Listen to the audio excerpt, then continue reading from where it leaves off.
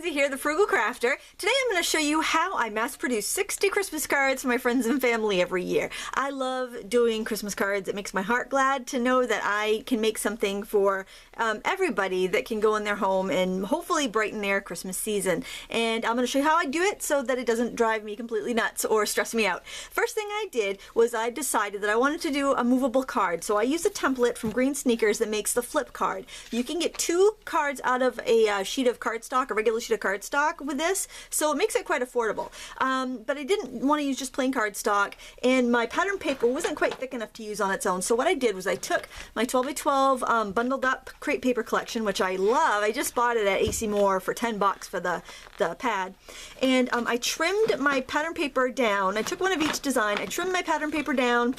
I can show you because I can show you how big the offcuts are, to like 7 1/4, I think. It was the width of my template.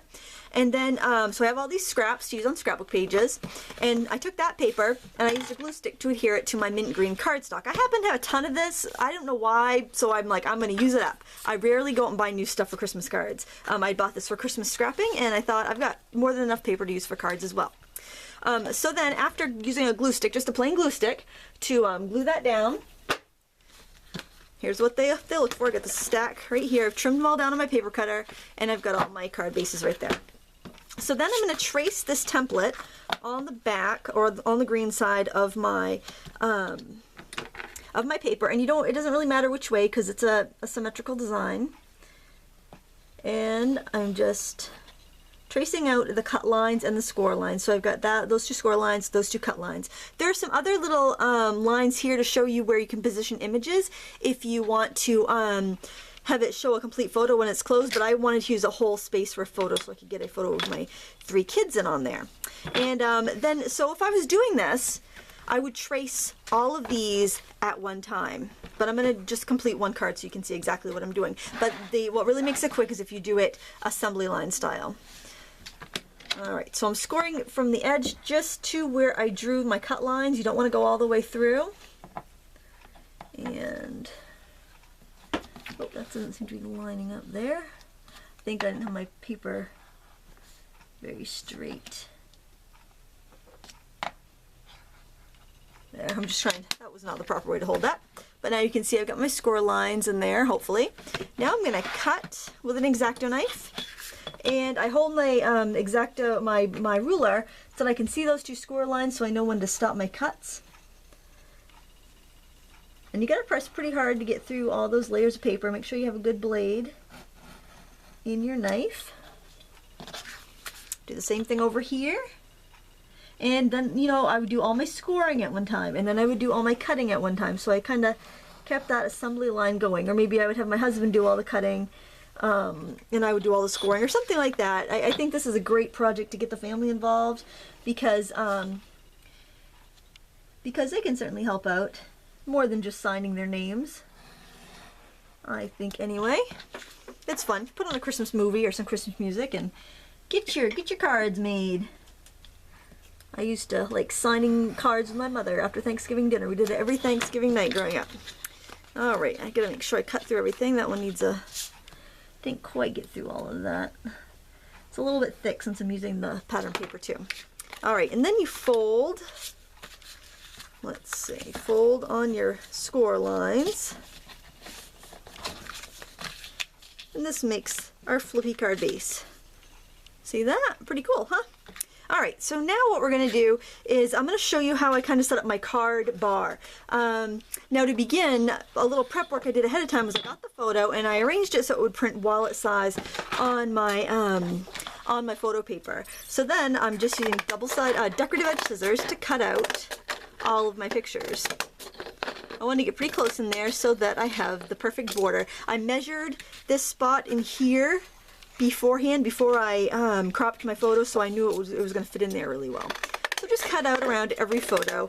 The decal edge scissors are nice because if your edges aren't square or you're in a rush or your kids are doing it, you're not going to notice if something is a little bit off with the decal edge. It looks like it's supposed to be. And you know what? These are handmade cards. They should look handmade. So here is how I have all my stuff arranged. I've got my pictures that I've cut out. I have my sentiment, which is from the movie Elf. which says the best way to spread Christmas cheer is singing loud for all to hear. And that's why I got this picture of my kids in front of the tree singing. It was one of the conditions. I let them decorate the tree and put it up and everything as long as I could get a photo. I have little holly leaves for embellishments. I've got these little punched and stamped circles. Here you can see I stamped them out and developed some sort of carpal tunnel syndrome, I think, punching these babies out. But then you just hold it upside down so you can see through the window. That's my little punch tip. Well, it's not mine. Everybody knows that, I guess. And then you punch it and then you have your little circles there ready to go. I've got a couple stamps that I'm going to use on the back. I have them ink side up so I don't stain my tray. And I've got some scraps that I cut off the edges of my paper that I'm going to use for decorating. And that's pretty much everything I'm going to need. I did also bring out my bucket of decorative scissors because somebody had asked me how to get a really nice cut with your scissors so your edges all line up. So I thought I would show you that really quickly. So if you have a piece of paper and you want to cut an edge, oh, this one's really good to show it on. This is kind of has an interesting hex side to it. So what you want to do is you want to cut, and try not to go all the way to the end of the scissors because sometimes you get a weird spot if you go all the way to the edge. Then you want to move your scissors and line up your blade to the paper that you've just cut. Cut again, going almost all the way to the end. Line it up again. Cut again, going almost all the way to the end. Now this is, I went with a retro theme for my card, so it's a great excuse to drag out those kind of dated supplies and dated, patterns like my decorative edge scissors and, some older stamps. It's a great excuse to get those out. And you can see I got a seamless pattern there that I have that I've cut out. So that's how you use your decorative scissors so you get a really nice repeating pattern. All right, enough of that. Let's get to the card making, shall we? All right, so here's our little thing here. First thing I'm going to do is stick my picture right there in the middle. And I'm going to use my ATG gun for that. Oop, I got a little yarn fuzzy on there. Not surprised, you have a big gob of yarn on the back. And we'll stick that right on there, right in the center of our panel. Now before I get too crazy about decorating, I want to go on the back. I want to stick down my sentiment and then do a little stamping around. And then I just want to make sure I leave enough room for my family to sign their names, because the names will be signed on the back. So I don't want to go too crazy with this decoration. Just a little bit here and there. I'm just using one color of ink. I'm using turquoise. I'm keeping with that retro color theme. I think I probably ought to move this mat because I have a feeling that one's not going to stamp so well. I think my regular cutting mat stamps a little bit better. Let's set that out of the way. And we'll see. Hopefully we will get a nice stamp on that. If not, it'll be a great place to embellish later. Oops, I just rocked it. Not a good idea, but oh yeah, that stamped all right. And snowflakes are great to stamp because they generally stamp pretty well. Hopefully, I got a little bump on the edge of that. Hopefully that stamps all right. Yep. And I don't want to put too many because I do have to have room for people to sign their name. And maybe one more of these. Okay. The back is pretty much done. That's where it's going to be signed, and I imagine if it's hung up, it's going to be hung up so that you can see the faces. All right, now I went to the Dollar Tree and got this lovely but tacky trim. It's just like a garland you'd use like on a tabletop tree. It's kind of tiny and chintzy, but I think it's really fun. And what I'm doing is just wrapping it around, and I'm gonna cut it, well, just like an inch overlapping, just enough so I can twist it together. And you'll need a little wire cutter or some really crappy old scissors to cut that with so you don't ruin your good stuff. Then I just twist the ends together where I've cut, and that will secure that to my card. Nice and glitzy. Okay, so then what I want to do is add a couple pieces of holly that I die cut. I didn't have a punch for that. And one of my little Merry Christmas guys over here. As you can see, they don't all punch perfectly, but that's fine. It's a Christmas card. It's a thought that counts. And it's handmade, so It doesn't have to be perfect. I'm going to fold my holly in half just so it gets a little bit of a dimension to it before I glue it down. And just a little bit of hot glue on the edges.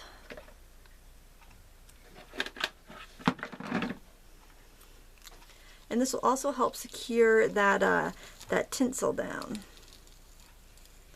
I can actually sneak a little bit more glue under there. It'll just help keep it secure on the card. My glue gun stand is fighting with me today. Ha! That's hot.